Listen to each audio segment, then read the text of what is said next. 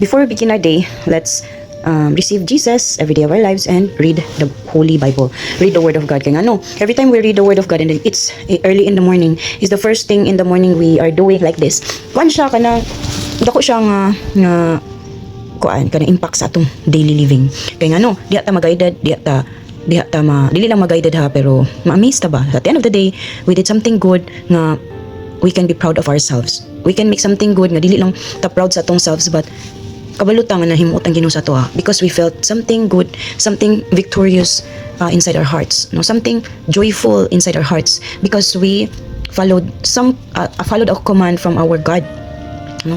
Maskin pa man unsa ka busy sa adlaw, sa atong adlaw, labi na this season, this month of December, daghan kay mga presentation para lang malingaw ang mga tao, most especially naa sa workplace, kung naa ka sa big companies, naa ka sa kanang mga job companies nimo, no, naagi mga presentations nga i-share sa kadaghanan o sa tanan para kita pod malingaw. So tanan pod tao malingaw, but keep in mind, tanan mga butang nga gusto tang malingaw is kalibutan hong butang. Lahi ra gyud ang kalingawan nga godly. Kana bitong in line sa Ginoo. Lahi ra ang kalingawan nga naa ang presence ni God. No? Lahi ra ang kalingawan nga wala nimo nalimtan ang presensya sa Ginoo. Wala nimo nalimtan nga kani nga presentation is offered and kanang offered to God and kanang bringing back the glory to God. Kana imo siyang gi-offer nga presentation para sa Ginoo. Lahi ra gyud ang kuanana epekto. Lahi ra gyud ang kanang of ang kanana kanang sa tawag ang outcome lahi ra gyud. Why? Because dili lang ikaw ang nalingaw kundi tanan tao. No? Dili lang ikaw ang na-happy kundi tanan tao. Most especially if kana nga kalingawan doesn't involve something worldly, but it involves godly presence, no? Kanang isa ba ka kuan kanang event sa kinabuhi nga nagpasalamat na sa Ginoo, gi-glorify na to ang Ginoo because of what is happening to us every days of our lives na inana nga mga situations, no, atong i-keep in mind pod na maski pa man unsa ka busy, unsa ka kanang left and right nga lakaw commitments, here and there nga commitments, and then kanang nag-rush na ta, medyo na pressure ng uban kay kuan na i-task nga gihatag sa imo but wala pa di na achieve, wala pa na fulfill nya, rush na kayang tanan ba.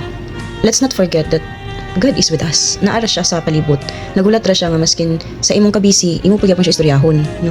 Nagulat ra siya nga maskin sa imong kabisi, mo give time gyapon ka sa iya ha. Ma-appreciate na ni God. Dako ang imuhang kuan ana kanang impact sa imuhang daily living, sa imong kada adlaw. Kung dili natin kalimtan ng Ginoo, of course, we'll receive Him today. Let's repeat. You can repeat after me. Jesus Christ, forgive us from all our sins and shortcomings, because we have greatly sinned through our own words, our own actions, and our own minds. We accept you, Jesus, the Christ, as our Lord and personal Savior, and our God of our Lord and our Redeemer. Thank you so much, Jesus, and we love you. Okay, so I'm so excited for the Bible verse today. It is a way of God talking to us and sending us some message, encouragement message for us not to be engaged into wrong emotions.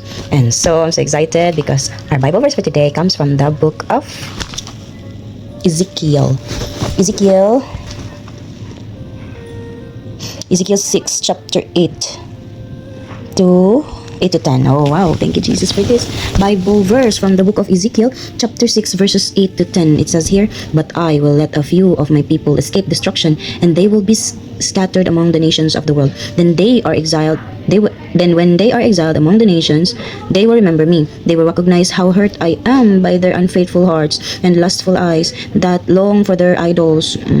Then at last they will hate themselves for all their detestable sins. They will know that I alone am the Lord, and that I was serious when I said I will bring this calamity on them." Hallelujah. Hallelujah. Thank you so much, Lord, for this Bible verse. Jesus, thank you so much, Jesus, for this reminder. No? Kaning reminder, but I will let a few of my people escape destruction. Nganong few raman? Nganong few raman ang giingon ni God dani sa Holy Bible? Kay dili man gud tanan followers of God matinud-anon. So katong iyahang mga ipa-escape sa destruction, katong dili niya hayaan ba nga na ay dautan mahitabo. Is katong faithful kayo sa iya nga sincere na tinud-an gid ang pagpangalagad kaniya.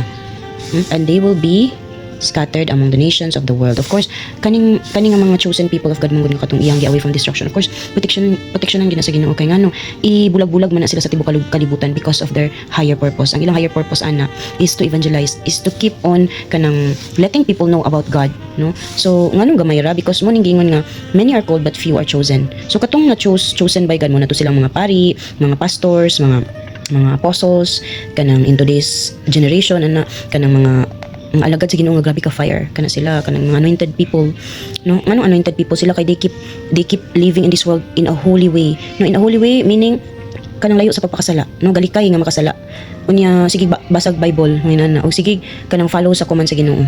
Then when they are exiled among the nations, they will remember me, they will recognize how hurt I am by their unfaithful. And it has been mentioned here, they will recognize how hurt I am by their unfaithful hearts and lustful eyes that long for their idols. Then at last they will hate themselves for all their detestable sins. They will know that I alone am the Lord and that I was serious when I said I would bring this calamity on them. Hallelujah. So, kana da ito ang mga calamities kaabot sa ato ang mga lives is a way of God's communication nga way. Naara ko diri, pag sinasad ko, ako ang creator, ako ang nagbuhat sa tanan. No? I am the Lord. I am the Lord and I was serious when I said I would bring this calamity on them. So, ang Ginoo nato, dili siya pareha ng kanang bitang kuan kayo hambog kayo bangoy Ginoo ako ang Ginoo ako dapat inyo ang kanang see the way siya may istorya diri sa Bible mo remind lang siya nga Lord ko ako ang Ginoo basi nakahinahi kalimot mo lahi na nga Ginoo ang inyo ha gi kanang gituuhan inyong gi-follow lahi na nga Ginoo inyong gisamba lahi na nga Ginoo inyong gipasalamatan, no? We should know that Jesus Christ is God alone because Jesus Christ is one with the Father. They are one God forever and ever with the Holy Spirit man. So wala daw tayo gitawag nga Holy Trinity ha. Wala daw Holy Trinity. It's just Jesus and God the Father. And through with the two na ang Holy Spirit. Ang Holy Spirit is the one connecting us, the children of God. No? Kita mga anak sa Ginoo. That's what the spiritual world is happening. That's what the spiritual world means. No? So I think that's all. The challenge for us today lang is dili lang ta makalimot sa Ginoo dapat. Dili na to siya dapat limtan. Kay siya raman tanan na nag-iya sa atua, sa atong tanan, sa tanang butang sa palibot sa mga makita nato dili makita. So let's not forget, no, the presence of God in our hearts and minds and body too. Wherever we go, whatever the status of the day, how busy you are, don't forget God. No? Don't forget our Lord, and don't forget His words. That's all for today, and be blessed.